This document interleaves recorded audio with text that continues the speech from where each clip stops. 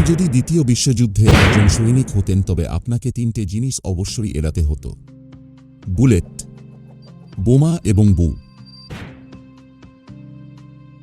এটা ছিল বিশেষত আমেরিকান সৈন্যদের ক্ষেত্রে,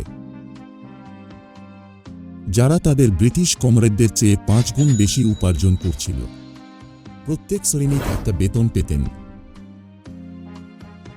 এবং বেতন ছাড়াও তার স্ত্রী এবং সন্তানদের জন্য একটা বোনাস পেতেন।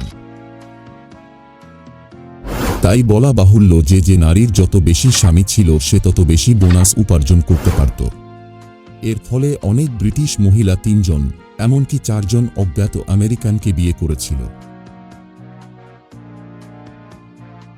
স্বামী ফ্যান্টাসি লিগের সর্বশেষ খসড়া বাছাই করার জন্যই পুরুষদের ভালোবাসা খুঁজে পাওয়াটা কমন হয়ে উঠেছিল।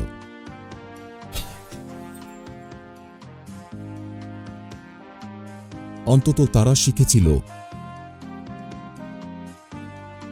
Everything is fair between love and war.